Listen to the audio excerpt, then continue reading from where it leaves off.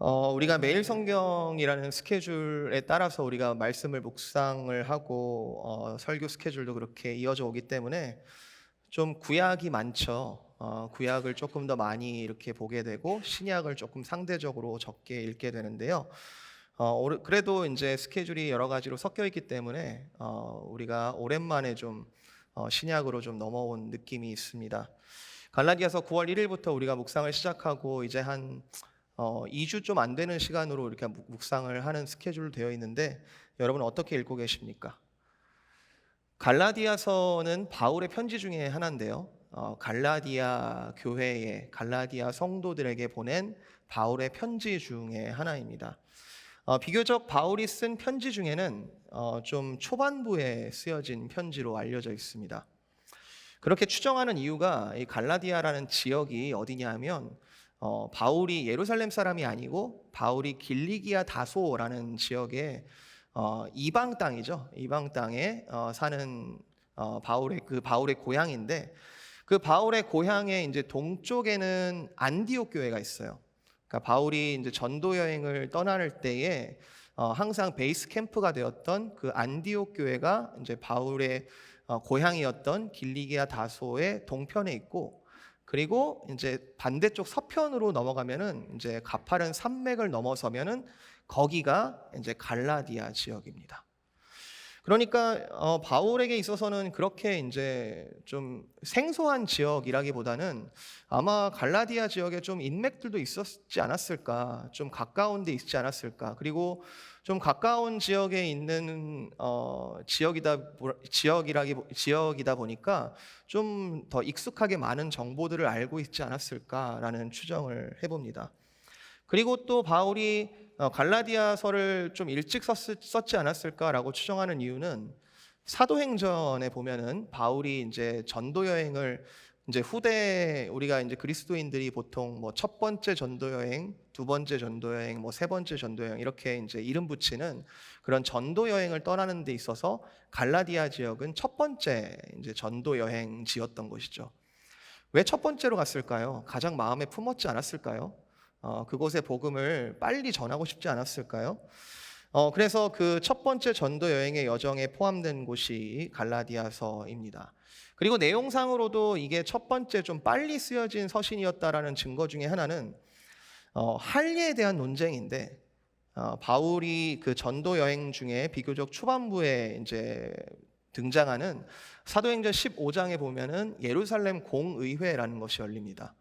예루살렘에서 사도들을 포함하여 여러 지도자들이 모여서 우리가 이 이슈에 대해서 좀 풀어야겠다, 이 이슈를 조금 해결을 해야겠다 하면서 리더들이 모이게 되는데, 그때 주요한 내용이 뭐였냐면은 할례를 어떻게 할 것인가, 그리스도인이 된 상태에서도 할례를 계속 해야 되는 것인가 라는 이슈를 가지고 심각하게 토론을 한 적이 있었습니다. 갈라디아서는 그 예루살렘 공의회 전에 쓰여졌다기도 하고 또 후에 쓰여졌다기도 하고 아직 좀 정확하게 이제 학자들 간의 결론이 나지 않은 상황인데요. 그렇지만 다른 서신서들에 비해서는 조금 일찍이 바울의 사역 중에는 조금 초반기에 쓰여졌던 것으로 여러 가지 상황들을 우리가 상정해 볼 때 추정해 볼 수 있습니다.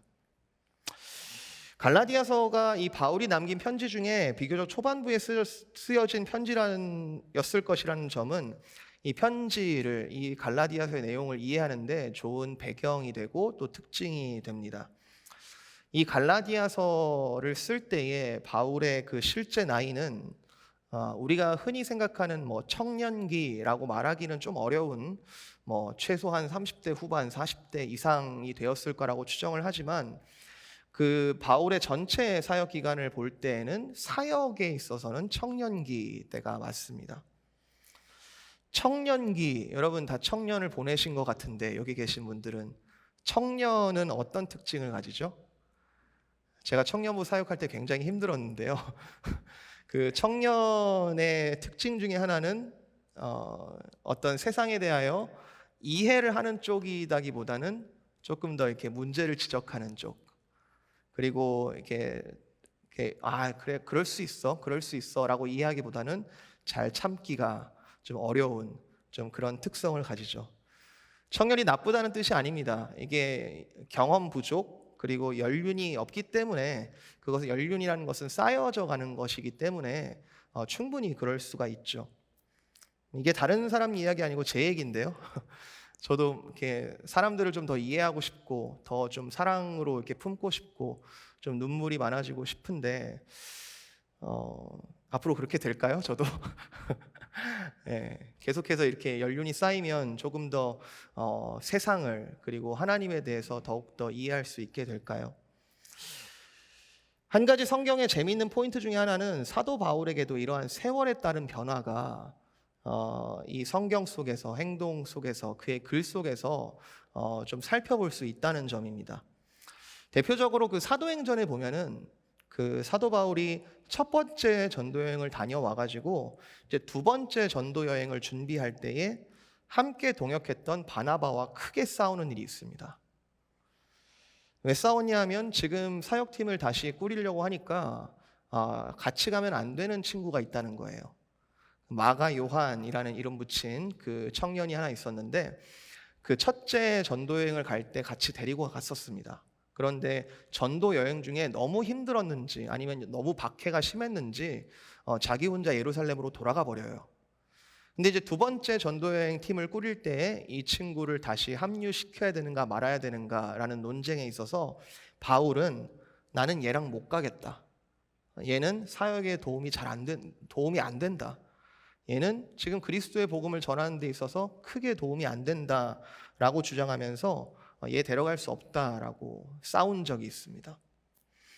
이에 반해 바나바는 이 마가 요한이라는 친구가 그래도 복음에 대한 열정이 있었는지 데리고 가자라고 주장했는데, 결국 사도행전에 따르면 그 사역팀이 갈라지는 것을 볼 수 있습니다. 바나바는 그 마가 요한이라는 친구를 끝까지 데리고 가고, 바울은 이제 그 신라라는 다른 이제 팀을 조직해 가지고 다른 지역으로 이렇게 사역을 가게 되죠. 근데 참 웃지 못할 사항은 바울이 그렇게 갈라져 놓고 그 사람은 틀렸다라고 판단을 했었음에도 불구하고 바울의 이제 마지막 편지쯤 가면은, 디모데후서 정도의 마지막 편지쯤 가면은 그 마지막 사장에 보면 마가 요한이 보고 싶다, 데리고 오라라는 이제 요청을 합니다. 그때 치열하게 이 사람이 도움이 안 된다고 얘기했을 때는 언제고, 나이가 드니 또 마음이 약해졌는지 네, 그 사람 사랑한다, 그 사람 보고 싶다 이렇게 이야기를 해요. 사람이 나이가 들면 좀 변하는 게 있구나, 좀 더 이해가 많아지고 좀 더 사랑이 많아지구나, 그렇게 느낄 수도 있지만 사실 저는 나이가 들면 사랑이 많아지는 게 누구나 일어나는 자연스러운 현상이라고는 생각하지 않습니다. 왜냐하면 그것은 하나님의 은혜이기 때문이죠. 하나님이 인간의 죄성을 다루시면서 성화의 과정이라는 것을 허락하시는데, 하나님의 은혜 중 하나가 그렇게 사랑이 넓어지고 이해가 많아지는 그런 과정이었을 거라고 추정을 해봅니다. 어쨌든 바울이 인생의 후반부에는 하나님의 은혜로 인하여 성화된 모습으로, 어쩌면 더욱더 이해심이 많고 사랑이 많은 모습으로 이렇게 사역을 감당하는 것을 볼 수 있는 것과 반면, 이 바울의 초반기, 이 사역 초반기에는 굉장히 무서울 게 없는 사람이었던 것으로 보여집니다. 아마 이 갈라디아서를 앞부분을 읽어 오셨다면은 여러분 발견하셨을 텐데요. 오늘 읽은 본문 바로 앞에 보면은 당시 최고 권위를 가졌던 사도 베드로를 책망하는 사건이 나옵니다. 이게 어느 정도 느낌이냐면 제가 박성일 목사님을 책망하는 거예요. 성경에서 틀리셨다고 하면서 책망을 합니다. 당신이 지금 복음에서 어긋난 행동을 하고 있다. 복음은 그렇게 말하지 않는다. 복음의 진리는 그렇게 가르치지 않는다라고 하면서 당시 사도 베드로가 보였던 그 행동에 대하여 책망을 합니다. 책망을 한다는 건, 여러분 하나님의 책망에 대해서 어떻게 이해하고 계십니까? 하나님이 사랑하시면 책망하지 마셔야 되는 거 아닐까요? 책망을 사랑이라고 말할 수 있을까요? 우리가 믿는 하나님은 성경에 따르면 두 가지 속성을 가지는데요. 하나는 사랑이고 하나는 공의죠. 공의와 사랑, 이게 무한히 사랑하신다는 것과 그리고 단호하게 죄악을 다루신다는 것, 이 두 가지는 사실 양립할 수 없으면 모순입니다. 사랑이 어떻게 죄와 같이 가나요? 그게 사랑인가요? 그리고 죄가 어떻게 사랑이랑 같이 가나요? 죄를 품고 있는 것이 사랑입니까? 부모님들이 자녀를 양육하다 보면 이 딜레마가 있음을 경험적으로 알게 됩니다. 눈 감아주는 것이 사랑이 아니죠. 그렇지만 무조건 죄악을 드러날 때마다 징계만 한다고 그 자녀가 자동적으로 사랑을 느끼는 건 아니죠. 구원이라는 높은 차원의 사랑에 대한 이해가 필요한 것이죠. 우리가 믿는 그리스도께서는 이 공의와 사랑의 문제에 대하여 이 두 가지를 놀랍게도 동시에 해결하신 분이십니다. 우리의 일평생 자유할 수 없게 만드는 그 죄의 문제에 대하여 그리스도께서는 대신 짊어지시고 십자가에서 죽임을 당하셨고, 그 죽임 당하심은 우리로 하여금 하나님께서 우리를 사랑하신다는 최고의 증거가 되었습니다. 공의와 사랑이 놀랍게 결합되는 것이죠. 죄에서 자유케 되고 하나님과의 사랑으로 회복되는 것, 그 동시적인 일이 같은 한 사건에서 일어났다는 것, 여기에 인간의 노력은 아무것도 들어가지가 않습니다. 심지어 유대인들처럼 우리가 주님께 돌을 던지고 이해 못할 일을 많이 했을지언정 나를 향하신 그 그리스도의 택하심과 그 구원의 과정 가운데 우리가 조금이라도 이건 내가 했어요, 이건 내가 잘 보였어, 이건 내가 나의 리워드예요 라고 말할 수 있는 것이, 첨가할 수 있는 것이 하나도 없다는 것이죠.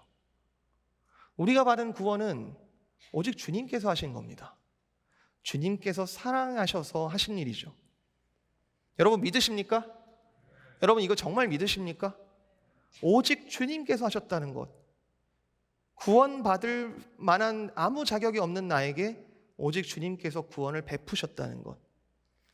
우리가 그리스도인이 된다는 것은 우리의 노력이나 공로나 우리의 행위는 어떠한 것도 필요하지 않았습니다. 오직 그리스도께서 사랑 때문에 그 공의의 짐을 짊어지신 것 뿐입니다. 이게 복음이죠. 이게 복음이죠. 주님께서 나를 사랑하셔서 십자가에서 그 사랑을 확증하셨다는 것, 나의 모든 짐을 짊어지고 대신 죽으셨다는 것, 그래서 사랑을 보이셨다는 것, 이것이 복음이죠. 바울은 근데 갈라디아로부터 어떤 소식을 들었습니다. 그리고 굉장히 화가 났습니다. 아니, 하나님께서 만세전부터 예비하신 그 구원이 하나님의 아들 예수 그리스도를 이 땅에 보내셔서 십자가에 달려 죽으심으로 인해 우리 공로 하나도 들어가지 않은 그 온전한 구원을 은혜로 우리가 받았는데, 그래서 우리가 성령을 선물로 받았고 성령으로 이제 살아가면 되는 건데, 왜 다시 율법을 지켜야만 행위를 통한 의무가 필요하다고 도대체 누가 가르치는 거야? 누구야? 누가 그렇게 가르치고 있는 거야? 내가 진짜 영혼을 갈아서 진짜 내가 온몸을 바쳐서 내가 그들에게 복음을 전했는데, 갈라디아에서 그런 표현이 나와요. 내가 해산하는 고통으로 너희를 가르쳤는데 다시 해산하는 수고를 하더라도 너희를 바로잡겠다. 도대체 거짓 교사들이 언제 그렇게 들어갔고 내가 사랑하는 이들에게 누가 미혹하게 만들고 누가 헷갈리게 만드는 거야? 갈라디아서는 청년 사역, 청년기의 바울의 사역과 같이 고려해서 볼 때 기본적으로, 여러분 읽어보시면 느끼시겠지만 기본적으로 화가 많이 나 있습니다. 오해하지 마세요. 이 바울이 화가 많은 사람이란 뜻이 아니라 사랑하니까 생기는 화거든요. 사랑하니까 생기는 스트레스거든요. 사랑은 뭐 구름 위를 그냥 뭐 음악 들으면서 걷는 게 아니라 그 사람을 사랑하기 때문에 내가 아픈 게 사랑이죠. 그 사람을 사랑하기 때문에 내가 정말 머리를 싸매고 내가 고민하는 게, 그게 사랑이죠. 바울이 갈라디아 사람들을 너무 사랑해서 지금 화가 나 있습니다. 우리가 이 갈라디아서를 읽을 때는 그 바울의 글씨에 새겨진 하나님의 심정, 하나님의 그 아픔이 가득한 그 사랑을 대리로 경험하는 것이죠. 성경의 책망들은 그렇게 이해해야 합니다. 사랑의 책망이죠. 만약에 바울이 조금 나이가 더 들었었다면 다른 표현 양식으로 나타낼 수 있을 것 같기도 하지만, 이 갈라디아서를 통해서 하나님께서 우리에게 책망을 기록하시고 책망을 남기셨다는 것은, 하나님께서 바울이 그 당시에 갈라디아 사람들만을 위해서 쓴 편지가 아니라 여기 저와 여러분 우리들을 위해서도 하나님께서 지금도 성경을 통해 우리에게 사랑으로 책망하고 싶어 한다는 것을 갈라디아서를 통해서 우리에게 보여주고 있습니다. 책망을 들을 준비가 되셨습니까? 하나님의 그 사랑의 책망에 귀 기울이실 준비가 되셨습니까? 오늘 겸손한 마음으로 이 갈라디아 사람들에게 한 그 사랑의 책망을, 그리고 이 책망이 우리에게 어떻게 적용되는지 한 3가지 정도로 살펴보고자 합니다. 저는 오늘 이 본문에서 연속적으로 책망을 하고 있는 부분이 등장하는데요, 그 3장 1절부터 5절까지의 내용을 좀 3가지의 책망이라는 주제로 좀 나누어서 살펴보려고 합니다. 첫 번째 책망은 사실 지금 제가 서론 부분을 하면서 좀 많이 커버를 하긴 했는데요, 1절입니다. 1절 같이 읽어볼까요? 시작. 어리석도다 갈라디아 사람들아, 예수 그리스도께서 십자가에 못 박히신 것이 너희 눈앞에 밝히 보이거늘 누가 너희를 꾀더냐. 어리석도다 갈라디아 사람들아. 갈라디아서 1장에서는 너희가 다른 복음을 따르는 것을 내가 이상하게 여긴다. 도대체 왜 그러니? 왜 이렇게 어리석니? 1절에서 볼 수 있는 책망의 첫 번째 포인트는, 일단 우선 하나님께서 우리에게 책망을 하신다는 사실을 받아들이는 것입니다. 책망이 있다는 거예요. 하나님께서 우리를 오냐오냐 하는 것이 아니라, 그것이 사랑이 아니라는 거죠. 우리에게 사랑 때문에, 우리를 사랑하시기 때문에 책망을 하시는 부분이 있다라는 부분입니다. 그리고 그 책망의 근거는요, 하나님께서 그냥 감정적으로 너희 어리석다, 너희 틀렸다라고 하시는 것이 아니라 그 책망의 근거를 분명하게 되시는데, 1절에 따르면 우리가 책망받아야 할, 갈라디아 교인들이 책망받아야 할 가장 큰 이유는 무엇이었냐? 예수 그리스도께서 십자가에 못 박히신 것이 너희 눈앞에 밝히 있는데, 예수 그리스도가 너희를 위하여 죽으신 것이 너무나 밝히 드러나 있는데 도대체 왜 헷갈리고 있느냐라는 책망입니다. 하나님께서는 아무 근거 없이 그냥 감정적으로 그냥 본인이 화가 난다는 이유로 우리를 책망하지 않으십니다. 가끔 육신의 부모들은 감정적으로 먼저 화를 낸 다음에 이유를 붙이는 경우가 적지 않지만, 사실 아이들도 그걸 알아요. 지금 불합리하게 혼을 내고 있다는 걸 알아요. 그래서 이제 사춘기가 다가오면 그런 부모의 불합리함에 대한 인생의 첫 번째 반항을 이제 시작을 하는데, 엄마 분명히 틀렸어, 이거 아빠 그렇게 얘기하는 거 아니야 라고 이야기하는데, 문제는 불완전한 부모에게 대항하는 그 자녀가 불완전하기 때문에 결국 사춘기의 싸움은 감정 싸움으로 번지죠. 똑같은 방법으로 서로 반항을 하기 때문에. 그런데 우리 하나님께서는 성경에 보면 감정을 의도적으로 이렇게 많이 드러내실 때가 있으시지만, 그렇다 하더라도 그 감정적인 책망조차도 정확한 근거를 가지고 있습니다. 사실 피조물인 우리가 하나님을 향하여 그 책망에 대항한다는 것은 불가능한 싸움을 거는 겁니다. 하나님 틀린 거 아니에요? 하나님 이러시면 안 되는 거 아니에요? 하나님 이거 내가 보기엔, 내가 생각하기엔 하나님 이러시면 안 되는 것 같은데요. 성경의 욥기가 굉장히 인간적이죠. 인간 편에서 할 수 있는 거의 모든 종류의 반항을 기록해 놨습니다. 그런데 그 욥기의 결론은 하나님의 존재와 사역에 대하여 우리가 맞다 틀리다 할 수 있는 것이 하나도 없다는 것, 하나님은 선하시다는 것, 그것이 욥기의 결론이죠.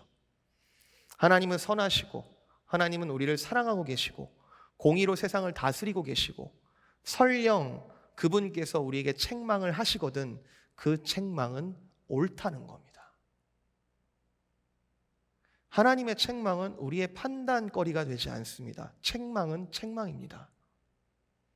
책망은 우리를 겸손하게 하고, 책망은 유익이 많은데요, 우리를 겸손하게 하고 우리를 돌이키게 하고, 잠시 구원의 길에서 이탈한 우리의 걸음을 다시 구원의 그 복된 걸음을 누리도록 하는 그 하나님의 상식적인 방법인 것이죠. 그러므로 우리는 책망을 들어야 합니다. 비록 1절은 그 하나님의 책망이라기보다는 바울이 갈라디아 교회에게 하는 책망인데요. 그러나 그 책망은 확실한 근거를 가지고 있습니다.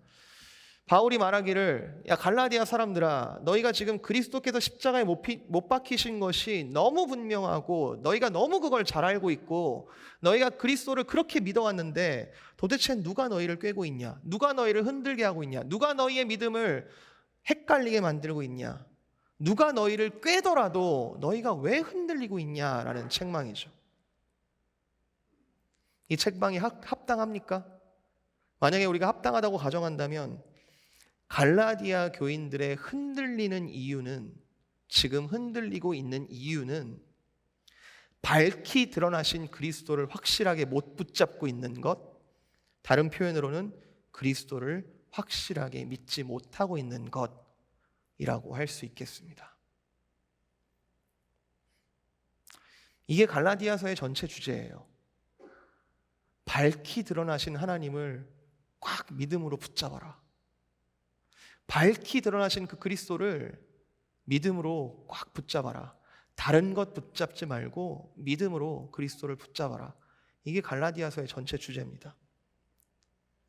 바울이 지금 그거 말하고 싶은 거예요. 십자가에 못 박히신 그리스도, 그걸 신학적으로 보든 실천적으로 보든 과거, 현재, 미래 뭐 다 어떤 시점으로 보든 당신은 그 그리스도 분명하게 믿고 있는가? 당신은 지금 그리스도를 확실하게 분명하게 붙잡고 있는가? 하나님께서 창조하신 만물이라는 것은 다양성이라는 부분을 포함하고 있기 때문에 우리가 각자 다른 모습으로 살아가고 각자 다른 성격으로 하나님께서 만드셨고 각자 다른 여러 가지 생각들을 품으며 다양한 관계들을 맺고 살아갈 수 있습니다. 교회도 똑같은 사람들을 복제해내는 게 아니에요. 그리스도의 머리 되심 아래에서 각자의 은사들을 통해서 누구는 눈, 누구는 목, 누구는 관절, 누구는 피부, 누구는 발, 여러 가지 모습으로 한 몸을 이루는 거죠. 그리스도 안에서.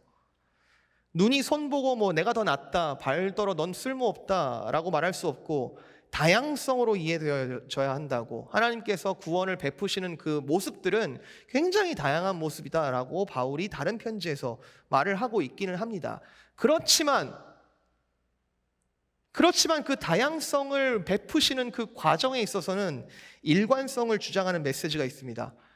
오직 예수 그리스도 외에는 다른 복음이 없다. 오직 예수 그리스도 외에는 다른 구원이 없다.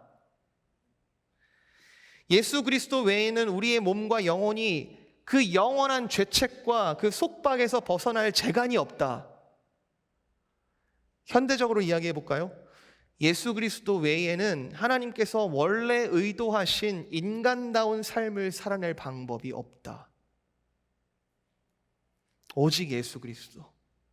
오직 예수 그리스도. 십자가에 달리신 예수 그리스도 뿐이다. 여러분, 자녀가 부모의 책망을 받아들이는 지점, 받아들일 수 있게 되는 지점은 그 자녀가 부모를 이해하게 되는 지점입니다. 우리 엄마 아빠가 왜 그렇게 이야기했을까? 우리 엄마 아빠가 무엇 때문에 그렇게 나를 징계했을까? 그 부모의 생각과 마음이 이해될 때 그 책망이 책망다워지고, 다른 말로는 책망이 비로소 자녀에게 이르러 역사하는 것이죠. 그렇다면 하나님의 자녀된 저와 여러분은 하나님의 본심, 그리고 하나님의 본심으로 인한 그 역사, 그리스도에 대하여 얼마나 이해하고 계십니까? 그리스도 얼마나 알고 계십니까? 빌립보서에서는 바울이 그리스도를 아는 지식 외에 내가 다 배설물로 여긴다까지 이야기를 합니다. 내 주 그리스도 예수를 아는 지식이 나에게 가장 고상하다라고 이야기합니다. 에베소서에서는 너희가 제발 정말로 그리스도의 모든 것의 그 너비와 길이와 높이와 깊이가 어떠함을 깨닫기를 원하여 내가 기도한다라고 말합니다. 그리고 그리스도의 정말 그 장성한 분량에 이르기를 원한다고, 그리고 그리스도를 묵상하고 더욱 묵상하라고 다른 쪽에서는 권면으로, 그리고 이 갈라디아서에서는 책망으로 말하고 있습니다. 사랑하는 성도 여러분, 우리가 성도라는 이름으로 살아갈 수 있는 것은 다른 이유가 아니죠. 오직 그리스도 덕분입니다. 혹시 그리스도를 잘 모르고 있다면, 내가 지금 그리스도를 잘 모르고 있다면, 그리스도께서 베푸신 것이 어떠한 효과와 어떠한 효력과 어떠한 은혜들을 만들어내는지 잘 모르고 있다면, 그건 인생의 아주 중요한 것을 놓치고 있는 정도가 아니라 인생 전부를 놓치고 있는지도 모릅니다. 바울은 지금 그게 화가 나는 거예요. 그리스도를 더 알았다면, 갈라디아 사람들이 그리스도를 조금만 더 알았다면, 그리스도를 아는 것만큼 더욱 믿었다면 이렇게 흔들리지 않았을 텐데. 예수 그리스도께서 십자가에 못 박히신 것은 세례 교육 때만 배우는 것이 아니죠. 인생 전체에 걸쳐 묵상되어져야 하고, 지금도 저와 여러분이 계속해서 사모해야 할 그 대상이 그리스도, 그리고 계속해서 적용되어지는 하나님의 사랑 그 자체인 것이죠. 새 생명을 얻은 우리의 삶의 원리는 다른 율법적인 행위가 아니라 오직 그리스도인 것이죠. 첫 번째 책망, 그리스도를 알고 있느냐라는 책망입니다. 두 번째로 넘어갑니다. 두 번째는 3절과 4절에 2절과 3절에 조금 더 깊이 표현되어 있는데요. 두 번째 책망은 그 그리스도께서, 지금 그리스도를 알아야 된다고 지금 계속해서 강조해서 말씀드렸는데, 그 그리스도를 알게 되면, 그 그리스도를 믿게 되면 그 그리스도께서 주시는 것이 있는데, 그리스도께서 그의 자녀들에게 주신 것이 무엇이더냐는 질문이자 책망입니다. 2절 3절, 내가 너희에게 다만 이것을 알려 하노니 너희가 성령을 받은 것이 율법의 행위로냐 혹은 듣고 믿음으로냐. 너희가 이같이 어리석으냐? 성령으로 시작하였다가 이제는 육체로 마치겠느냐. 조금 이따가 살펴보겠지만 갈라디아서의 중요한 주제는 이신칭입니다. 여러분 잘 알고 계시듯이 믿음으로써 의롭다 칭하심을 받는다, 이신칭이가 갈라디아서의 중요한 주제입니다. 어떻게 의를 얻느냐? 오직 믿음으로 의를 얻는다는 뜻이죠. 중요한 이제 논쟁은 의를 믿음으로 얻느냐 아니면은 율법으로 대한 행위로 얻는 거냐라는 것이 주요 논쟁인데, 지금 그 부분까지 가기 전에 이 두 번째 책망에서는 뭐를 얘기하냐면 너희가 이미 의를 얻었다라고 전제를 합니다. 그 증거가 뭐라고요? 너희가 이미 성령을 받았다. 너희가 이미 그리스도를 믿음으로 성령을 주신 것이 너에게 밝히 드러나는데 왜 성령을 쫓지 않고 다른 거를 붙잡으려 하느냐라고 지금 말하고 있죠. 믿음이든 율법적인 행위든 얻고 싶은 게 뭐냐면 의인데, 의. 이 어떤 방법이 맞는지는 좀 이따 살펴보고, 하나님으로부터 의롭다 칭함받는 것, 그것이 구원의 한 측면입니다. 하나님으로부터 의롭다 칭함받는 것, 너는 더 이상 죄인이 아니다 라고 의롭다 칭함받는 것, 그것은 동시에 어떻게 드러나냐 하면 성령을 선물로 받은 것을 증거로 드러나게 되는 것이죠. 그러니까 구원이라는 것은 하나님께, 그리스도로 인하여 하나님으로부터 너는 이제 의롭다 칭함받는 것과 의롭게 살아갈 수 있게 되어지는, 성령을 통하여 의롭게 살아갈 수 있게 되어지는 것, 그 두 개가 거의 동시에 또는 동의어로 사용이 되고 있습니다. 바울은 논증을 계속 이어갑니다. 가정법을 써서 율법의 행위로 의를 얻으려 친다면 율법의 행위가 얼마나 방대하고 완전하게 행해야 되는데 너희가 아직 의를 얻지 못했다는 거죠. 그런데 너희가 이미 성령을 받았다라고 하는 것은 이미 의를 얻은 증거이고, 그 방법은 너희가 이미 그렇게 했었던 그리스도를 그때 너희가 주로 고백하고 믿었을 때에 너희에게 주신 그 성령이 그 증거가 아니냐라고 지금 논증을 이어가고 있습니다.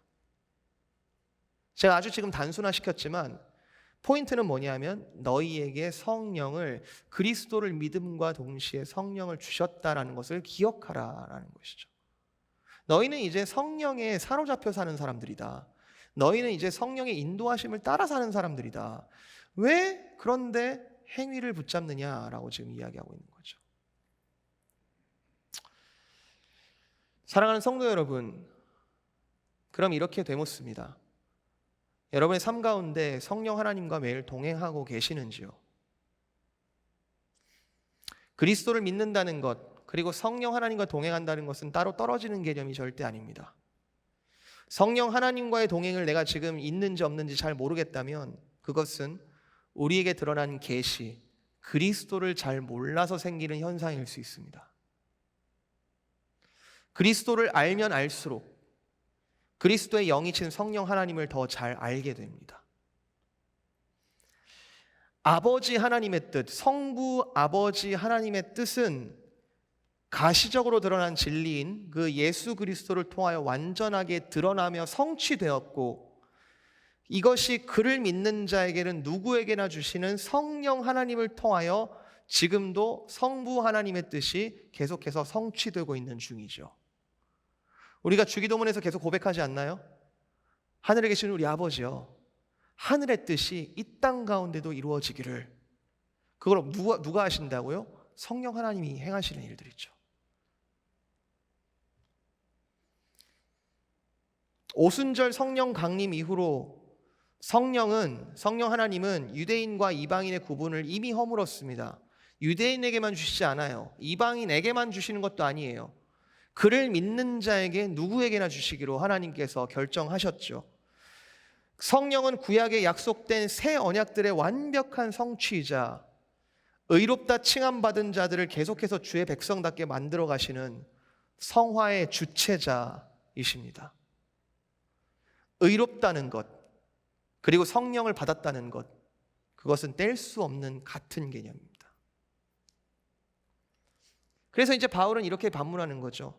성령을 받은 너희여, 성령을 받은 갈라디아인들이여, 너희가 성령으로 시작하였는데 왜 다른 것, 율법, 육체, 다른 게 왜 더 필요하다라고 생각하느냐? 율법의 행위를 왜 추가해야 된다고 생각하느냐? 이건 단순히 믿음과 율법의 둘 중에 뭐가 맞냐라는 지금 논증을 넘어서 이 율법의 행위라는 말 안에는 너희의 그리스도를 믿기 전에 옛사람의 습관이라는 뜻도 있거든요. 그러니까 성령이 이미 너희에게 임하여서 너희를 주의 뜻에 합당하게 인도하고 계시는데 거기에 거슬러서 너희가 왜 옛 자아대로 다시 살아가려고 하느냐라는 의미도 포함되어 있죠.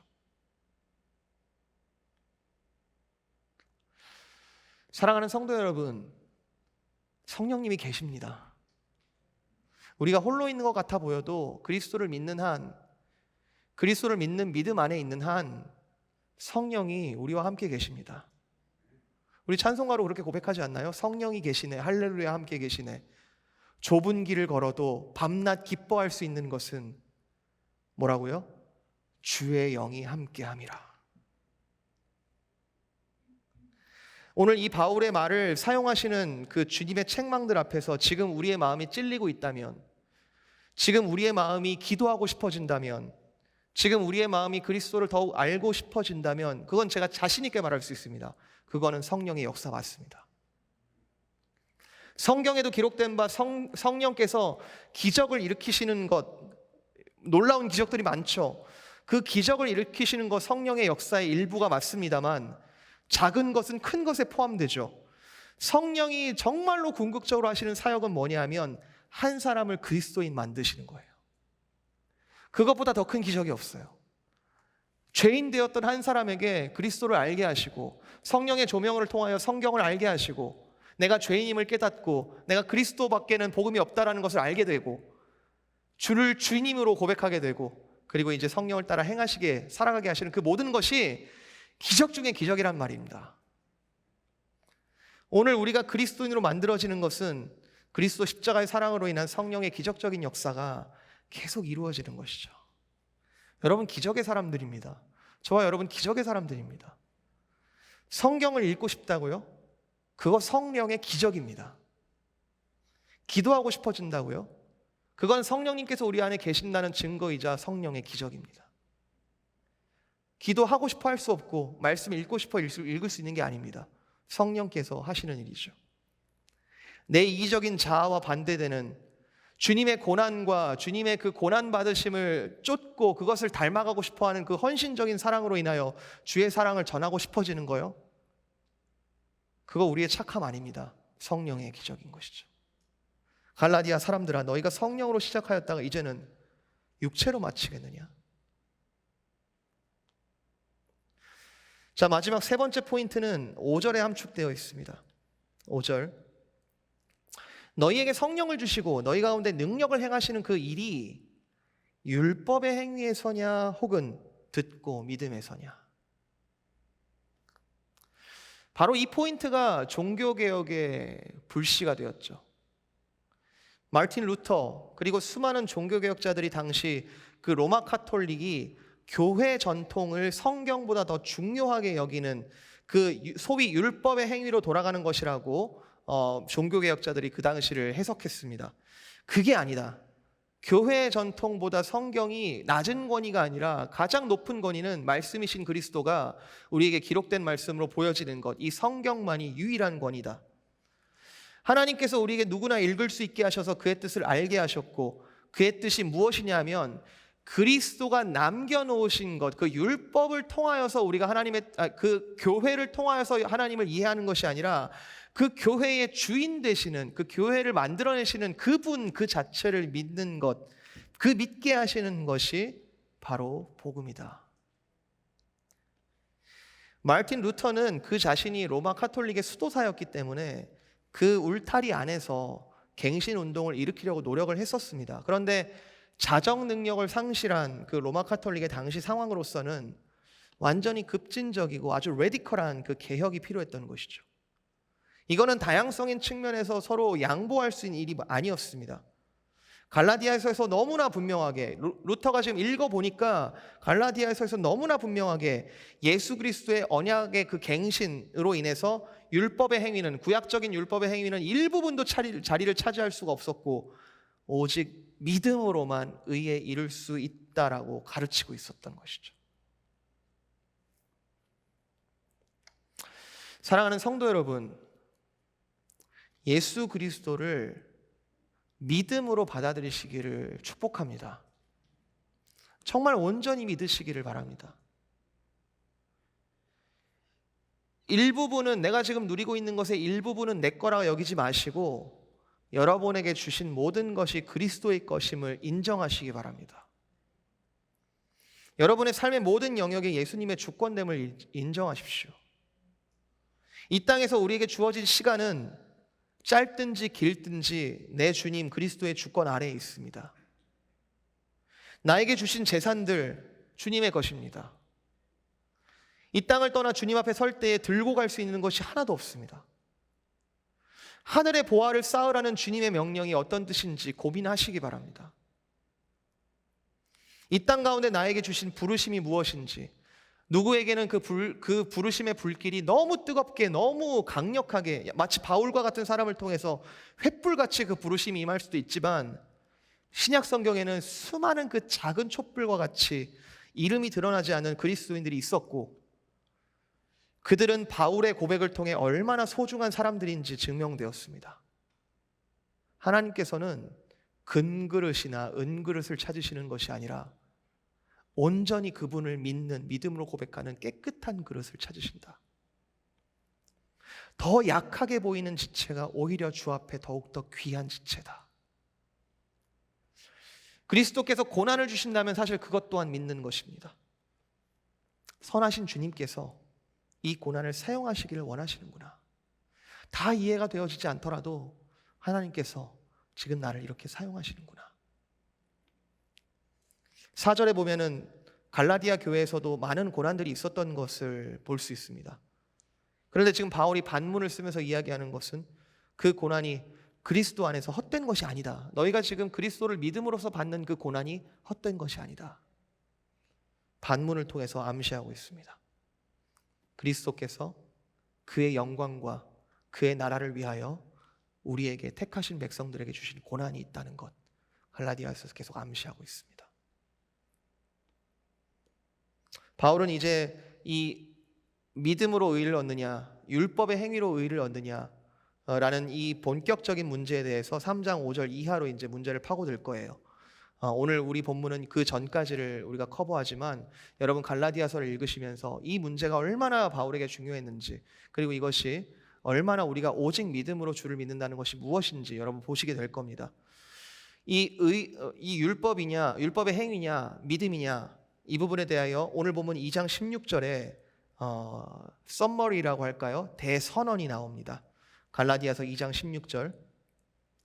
사람이 의롭게 되는 것은 율법의 행위로 말미암음이 아니요 오직 예수 그리스도를 믿음으로 말미암은 줄을 내가 알므로 우리도 그리스도 예수를 믿나니 이는 우리가 율법의 행위로서가 아니고 그리스도를 믿음으로써 의롭다함을 얻으려 함이라. 율법의 행위로서는 의롭다함을 얻을 육체가 없느니라. 오직 믿음이다. 오직 믿음이다. 네 자신이 행할 수 있다고 여기는 그 율법의 행위로 돌아가지 마라. 오직 그리스도께 복종, 그리고 그리스도의 영을 따라 사는 삶, 그리스도께 온전히 의지하는 것, 곧 믿음뿐이 그리스도인의 삶의 원리다. 솔라 피데, 종교개혁의 중요한 가치였죠.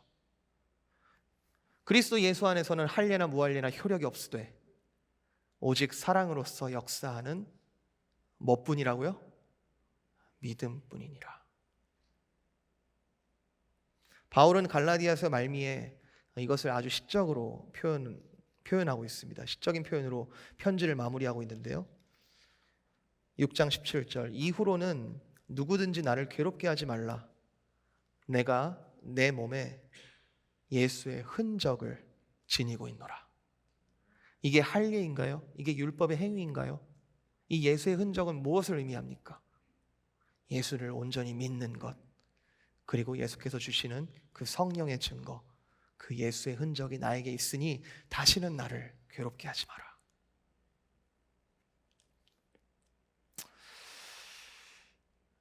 말씀을 정리합니다. 예수의 흔적, 정말 그게 있었으면 좋겠어요. 정말 오늘 기도하고 싶은 것은 예수의 흔적 외에 내가 다른 것 막 이게 내 삶에 중요하다고 생각하는 것, 그래 지금 이 정도면 내가 이 돈도 좀 필요하지, 그리고 관계는 이 정도로 맺어야지, 그리고 신앙생활을 이 정도 해야지, 그리고 믿지 않는 자와의 관계들을 이 정도로 해와야지, 여러 가지 부수적인 것들에 앞서서 내 안에 예수의 흔적이 있는지, 난 정말 온전히 그리스도를 믿고 있는지, 그리스도를 쫓고 있는지. 바울의 고백은 자기 안엔 예수의 흔적이 있다 말하고 있고 그리스도인들에게 예수의 흔적이 있다고 말합니다. 갈라디아 교인들을 엄청 책망하고 있는 것 같아 보이지만 5장 10절에 보면은 너무너무 반전으로 사랑의 표현을 하고 있는 걸 봅니다. 5장 10절 나는 너희가 아무 다른 마음을 품지 아니할 줄을 주 안에서 확신하노라. 지금까지 이렇게 책망해 놓고는 어떻게 이걸 확신하죠? 왜냐하면 갈라디아 교인들에게도 예수의 흔적이 있는 것을 믿음으로 믿었기 때문이죠.